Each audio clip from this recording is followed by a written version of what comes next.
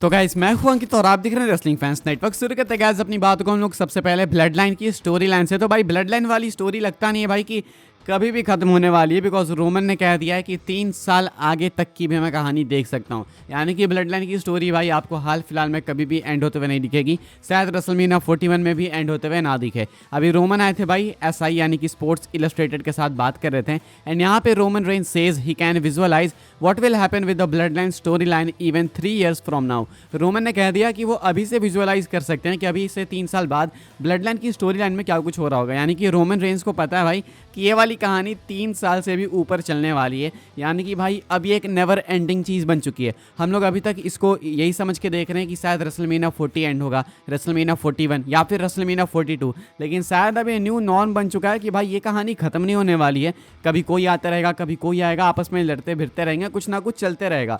तो शायद अब WWE इसको कभी खत्म नहीं करने वाली है। एंड मैं सीरियसली बोल रहा हूँ इस चीज़ को भाई। रोमन का कहना है कि वो विजुअलाइज कर सकते हैं कि यहाँ से 3 साल बाद 2027 में क्या होने वाला है ब्लड लाइन के साथ में। अब आपसे मेरा क्वेश्चन है कि क्या आप लोग स्टिल इंटरेस्टेड रहोगे, इन्वेस्टेड रहोगे अगर 3 साल बाद भी ब्लड लाइन की स्टोरी होती है तो? हाँ या फिर ना लिख के बताना। देखो मैं इतना बोल सकता हूँ कि एक बार ये वाली स्टोरी खत्म हो जाएगी तो लोग मिस तो बहुत करने वाले हैं, मतलब अल्टीमेट लेवल पे। लेकिन अब क्योंकि सबको मालूम है कि भाई 3 साल 4 साल और चल सकती है कहानी, या फिर उससे भी लंबे टाइम तक चल सकती है, तो लोग अब थोड़ा रिएक्ट कर रहे हैं कि भाई ये गलत है, ऐसा नहीं होना चाहिए। लेकिन मैं आपके ओपिनियंस जानना चाहूँगा कि क्या आपके अकॉर्डिंग ये वाली कहानी भाई रेसलमेनिया 41 के बाद चलने लायक है? हाँ या फिर ना लिख के बताना। देखो मेरे अकॉर्डिंग चल सकती है, बस डर है भाई कि कहीं कुछ रेपिटेटिव ना हो जाए।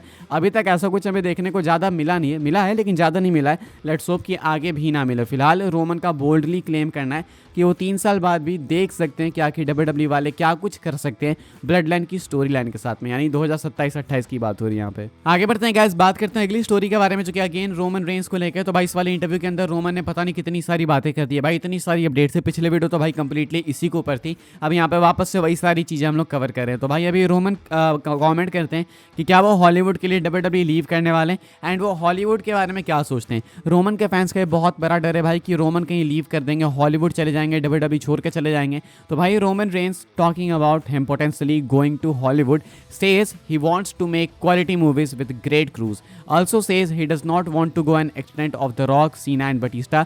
Roman knows quality is greater than quantity. तो कहना है रोमन का कि भाई देखो मैं हॉलीवुड में जाऊंगा लेकिन सिर्फ क्वालिटी मूवीज़ बनाने के लिए, अच्छे लोगों के साथ काम करने के लिए। कहते हैं कि मैं जॉन सीना, रॉक, बटिस्टा की तरह बस धराधर मूवी नहीं छोड़ने वाला कि अच्छी जाए चाहे नहीं, बस मारते जाओ फेंकते जाओ, ऐसा मैं नहीं करने वाला।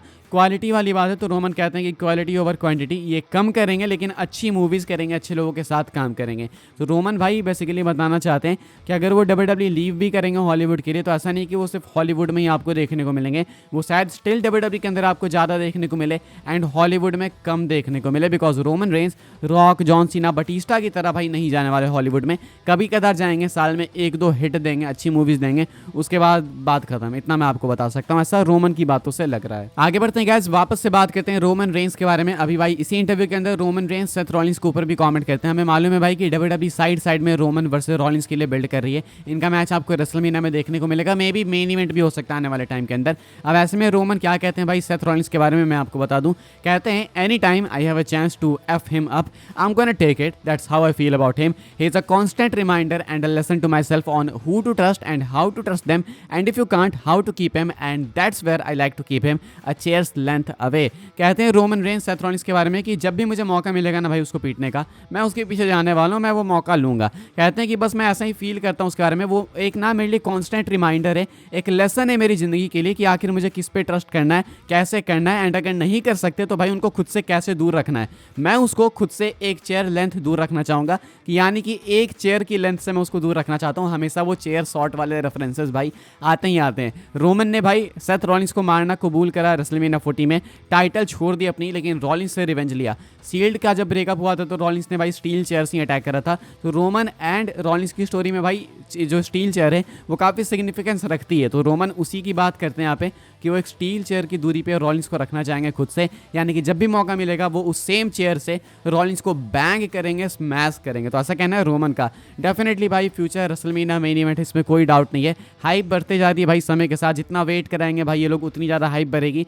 एंड एंड उतने ज़्यादा चांसेस बढ़ेंगे कि रोमन रेंस WWE के साथ और भी लंबे टाइम तक एक्टिव रहेंगे। आगे बढ़ते हैं गाइस, हम लोग बात करते हैं सेथ रॉलिंस के बारे में। तो क्या भाई सर्वाइवर सीरीज वॉर गेम्स के अंदर सेथ रॉलिंस कॉस्ट करने वाले हैं ओजी ब्लड लाइन को। तो रेसल वॉर्स Q&A के अंदर भाई बिल एप्टर का कहना है कि वो एक्सपेक्ट कर रहे हैं कि रॉलिंस आके कॉस्ट करेंगे ओजी ब्लड लाइन को। बहुत से लोगों को ये वाली चीज़ भाई वियर्ड लगेगी कि आके रॉलिंस क्यों आके कॉस्ट करेंगे ओजी ब्लड लाइन को, जब सामने उनके current opponent Bronson read new blood line के अंदर है।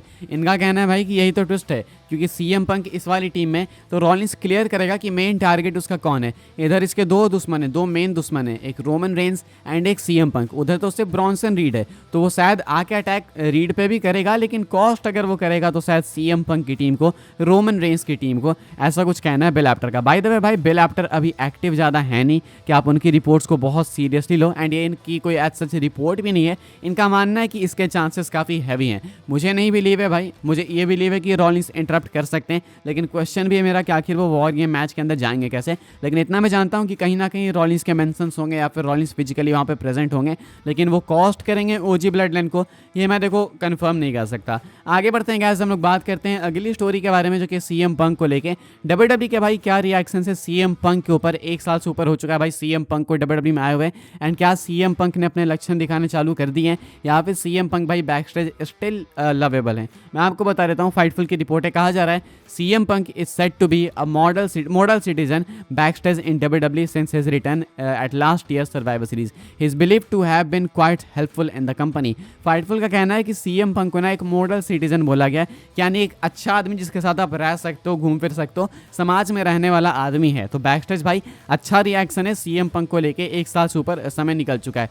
ये भी कहा जा रहा है कि जो CM Punk है वो काफ़ी हेल्पफुल भी है, यानी कि ऐसा नहीं कि वो कहते हैं ना टफ टू वर्क है भाई, उसके साथ काम नहीं कर सकता, ऐसा नहीं है। CM Punk चीज़ों में अपने ओपिनियंस भी रखते हैं, समझते भी हैं सामने, एंड बैकस्टेज इन ओवरऑल एक अच्छा रिएक्शन है उनके लिए। तो ये एक अच्छा साइन है भाई पंक के लिए, बिकॉज पंक के ऊपर हमेशा एलिगेशंस लगे कि वो कभी भी लोगों के बीच में ढंग से रह नहीं सकते, चाहे वो AEW हो चाहे WWE हो। एंड हाल फिलहाल में AEW के अंदर जो इनका बैकस्टेज वगैरह जो भी ब्रॉल हुआ था, फाइट हुआ था, उसने इस चीज़ को और भी ज़्यादा कॉन्क्रीट कर दिया था। लेकिन अभी भाई WWE के अंदर आए हुए CM Punk को 1 साल से ऊपर हो चुके हैं। लगता है कि CM Punk ने अपनी गलतियों से काफ़ी कुछ सीखा है, एंड अब CM Punk को लोग बैकस्टेज पसंद भी करते हैं। बिहाइंड द सीन्स में आपने देखा भी होगा भाई, बेली थी, कोफी किंगस्टन थे, फिन बैरर थे, डोमिनिक थे, बहुत सारे लोग थे भाई जो CM Punk को अच्छे से ग्रीट करते हैं। तो सेम रिएक्शन अभी भी, ऐसा नहीं कि 1 साल में कोई कांड हो गया, अब आगे नहीं होगा इसकी कोई गारंटी है नहीं, लेकिन भाई एटलीस्ट अभी तक के लिए चीज़ें काफ़ी पॉजिटिव है for CM Punk and his fans. इस वाली वीडियो के लिए गाइस ये सारी अपडेट्स थी। आई होप सबको इन्फॉर्मेशन मिली हो तो वीडियो को लाइक करें, शेयर करें, सब्सक्राइब करें चैनल को, ताकि आने वाले टाइम के अंदर आपको और भी WWE की news information time to time जानने को मिलते रहे। फॉलो कर सकते हैं आप लोग मुझे इंस्टाग्राम एंड ट्विटर पर, लिंक आपको मिल जाएगी डिस्क्रिप्शन में। ज्वाइन कर सकते हैं व्हाट्सएप चैनल को, उसके भी लिंक आपको मिल जाएगी डिस्क्रिप्शन में। मिलूंगा मैं आपसे अगले वीडियो में, तब तक के लिए good bye, thanks for watching. By the way भाई इंस्टा एंड ट्विटर पर मैं WWE से रिलेटेड ही कॉन्टेंट पोस्ट करता हूँ, तो फॉलो कर लेना वहाँ पर जाकर जरूर से, एंड सब्सक्राइब कर लेना।